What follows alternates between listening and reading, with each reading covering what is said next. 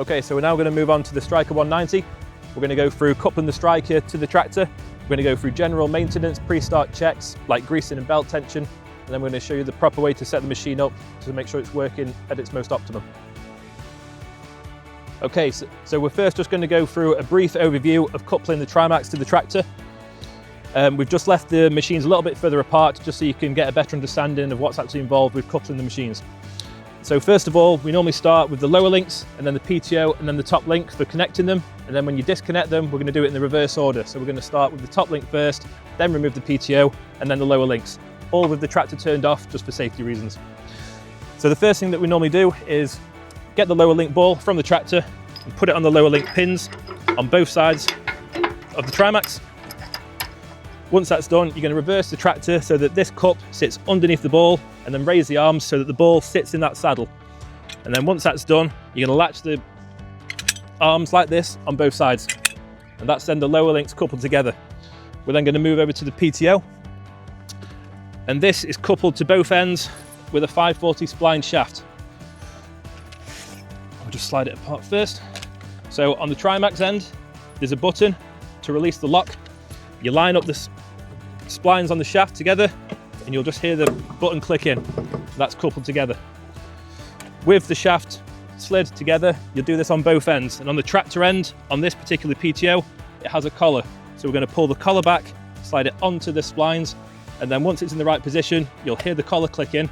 And you can just on both sides give it a bit of a pull just to make sure that it is locked on. Whilst the PTO is off, it's worth just mentioning that on each end of the PTO there is a grease point here which lubricates the universal joint, and it's also worth mentioning that it's important to keep the actual shaft of the PTO greased as well. This allows the shaft to slide so that it's not putting any excess force on the gearbox, because if it can't slide it can put a force on the gearbox here and can potentially cause damage, so it's important to keep all parts of the PTO greased. So once the PTO has been attached, we're then going to move on to the top link. You're going to take it from the tractor, lower it down, and we're going to couple it to this top pin here.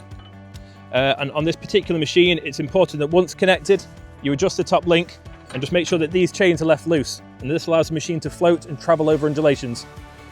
We'll just go through the whole process now so you can see it on the video.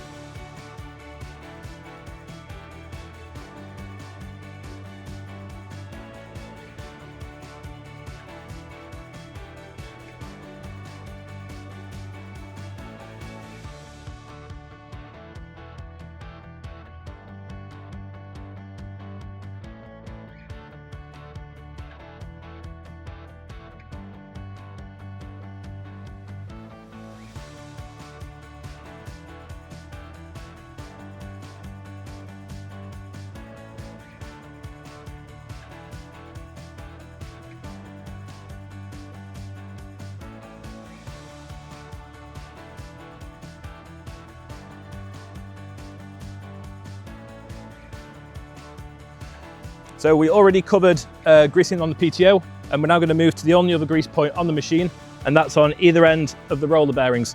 So on each side, on all four corners, you can see there's a grease point, and it says apply 2 pumps of grease every 8 hours, or pretty much 2 pumps of grease daily if you're using it that much. So that on all four corners. We're now going to remove these 3 bolts from the front of the belt cover and the latches at the back. I'm going to go under here and we're going to go through belt tension.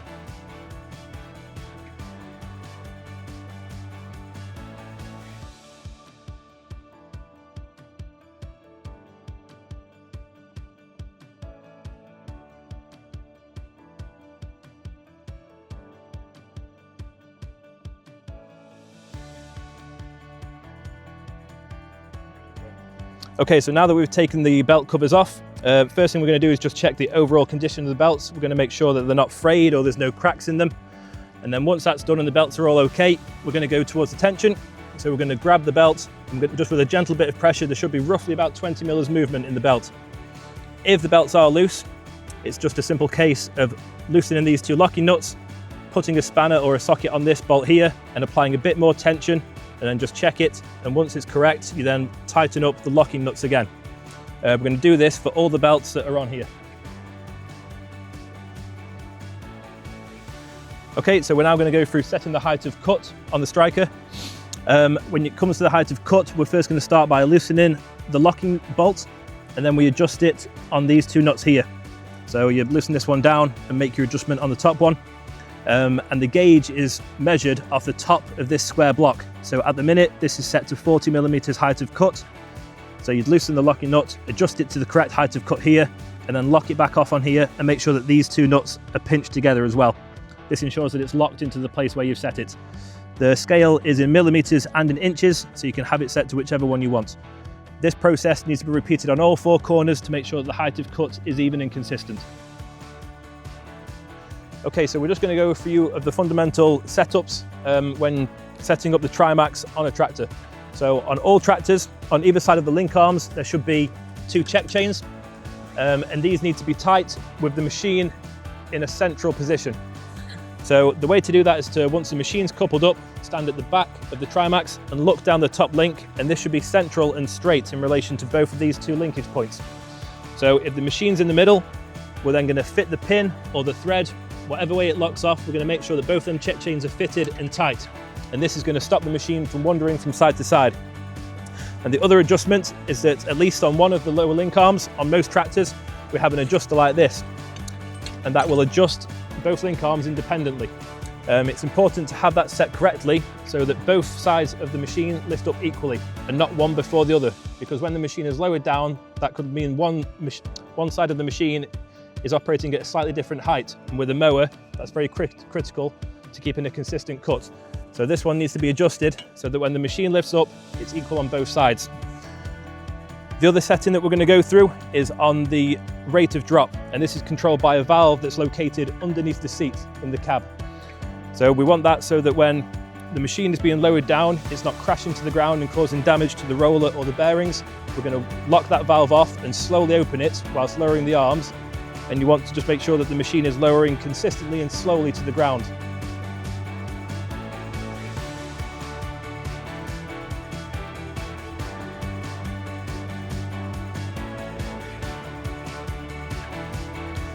So we're just going to go through the correct way of actually engaging the PTO on the Trimax.